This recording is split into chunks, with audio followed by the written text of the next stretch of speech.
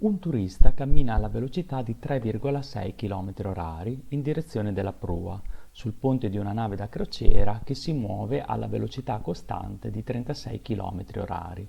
Nello stesso verso di marcia della nave, 5 km più avanti, vede un peschereccio che naviga alla velocità costante di 18 km/h.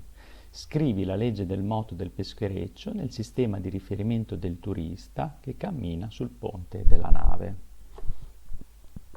Questo è un esercizio molto interessante per ragionare sulle trasformazioni galileiane e sui sistemi di riferimento inerziali, parlando appunto di velocità costante sia della nave da crociera che del peschereccio che del passeggero.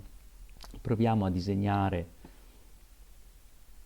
la nostra situazione e quindi disegniamo la nostra barca da crociera con sopra il turista che si muove a una velocità di 3,6 km orari e la barca che si muove a una velocità di 36 km orari a una distanza di 5 km, possiamo scrivere così,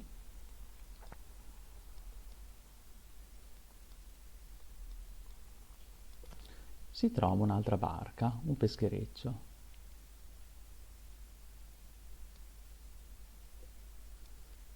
E questa viaggia alla velocità di 18 km orari.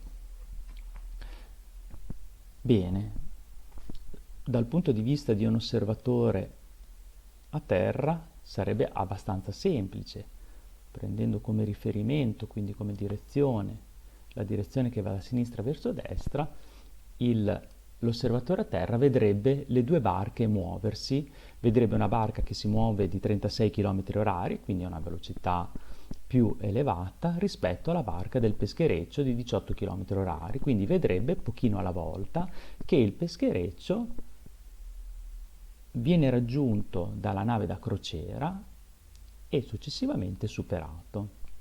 Ma noi non siamo dal punto di vista dell'osservatore a terra, ma vogliamo scrivere la legge del moto rispetto a un osservatore che si trova sulla barca.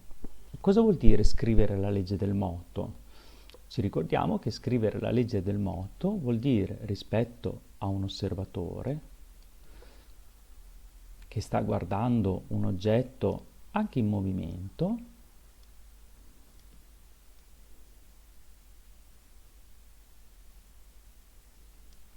vuol dire scrivere rispetto alla sua posizione la distanza di questo oggetto, quindi vuol dire scrivere una funzione nel tempo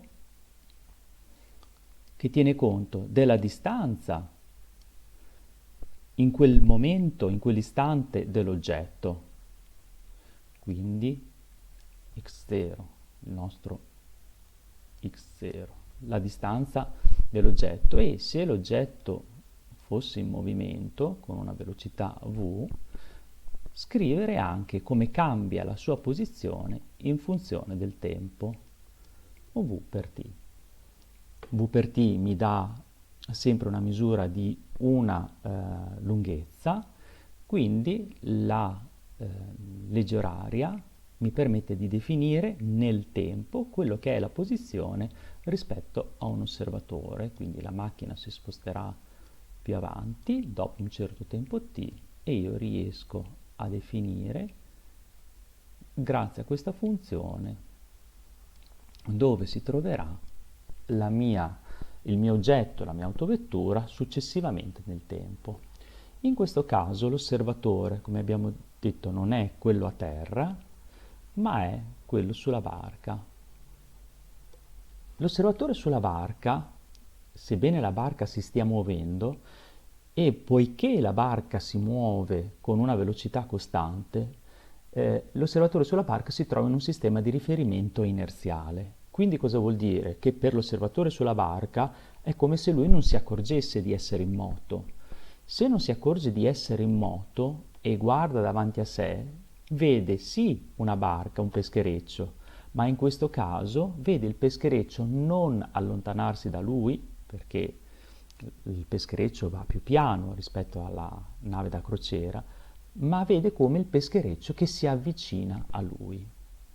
È come ad esempio quando noi vogliamo, due amici si rincorrono, no? Se il primo amico parte e scappa, il secondo amico lo rincorre e lo segue, se il primo amico è più veloce del secondo amico, allora l'amico vedrà che il primo amico un pochino alla volta si allontana e non riesce a raggiungerlo, mentre se il secondo amico è più veloce dell'amico che è partito per prima, allora pochino alla volta lo raggiungerà. Non lo raggiunge subito, cioè se fosse stato fermo l'amico l'avrebbe raggiunto subito, ma essendo in movimento vedrà l'amico avvicinarsi a mano che lui corre di più, vedrà l'amico avvicinarsi pochino alla volta e riuscirà a prenderlo. Ecco, stessa cosa capita per l'osservatore sulla barca. L'osservatore sulla barca vede che il peschereccio pochino alla volta si avvicina alla nave da crociera. E con quale velocità si avvicina alla nave da crociera? Beh, essendo la velocità della barca di 36 km orari e la velocità del peschereccio di 18 km orari, possiamo dire che la velocità del peschereccio meno la velocità della nave è uguale a 18 meno 36 è uguale a meno 18 km orari. Cioè il turista sulla nave da crociera vede che la barca del peschereccio si avvicina a lui a una velocità di 18 km orari. Abbiamo messo il segno meno perché abbiamo preso come direzione delle velocità quelle che vanno da sinistra verso destra. Quindi rispetto alla posizione del turista che si trova sulla barca da crociera, non vede che la barca, il peschereccio si allontana, ma vede che il peschereccio si avvicina. Quindi vede, secondo la sua osservazione, vede il peschereccio che ha una velocità di avvicinamento di 18 km. Questo meno indica che rispetto all'osservatore la direzione della barca per l'osservatore è una direzione da destra verso sinistra. Non solo, il nostro osservatore sta camminando sulla barca, sulla nave da crociera. Sta camminando sulla nave da crociera nella direzione che va da poppa a prua. Quindi cosa vuol dire? Vuol dire che alla velocità della nave da crociera si somma la sua velocità di 3,6 km orari. Quindi in realtà l'osservatore vede che la nave, il peschereccio, si avvicina non solo a una velocità di 18 km orari, ma si avvicina a una velocità maggiore, perché conta anche la sua velocità. Quindi alla velocità del peschereccio meno la velocità della nave meno la velocità del nostro turista è uguale a meno 18 km orari meno 3,6 km orari uguale a meno 21,6 km orari. Questa sarebbe la velocità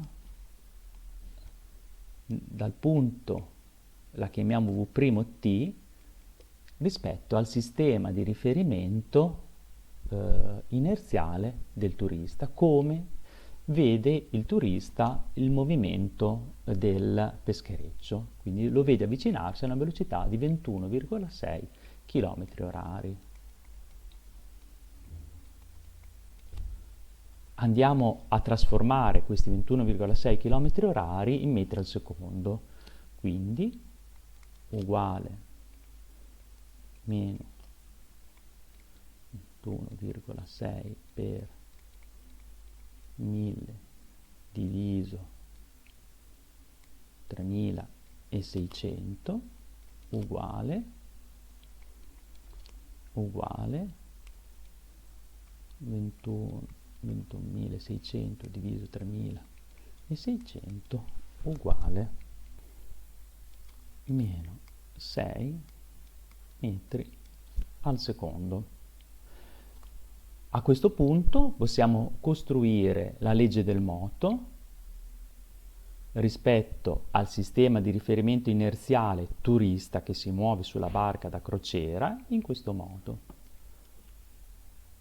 X di t, quindi la legge oraria in funzione del tempo, sarà uguale alla distanza, al tempo iniziale che ci viene data di 5 km, quindi 5 per 10 alla terza metri,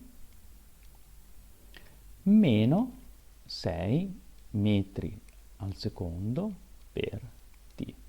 In questo modo possiamo determinare la posizione del peschereccio rispetto all'osservatore turista che si trova sulla barca da crociera in funzione del tempo.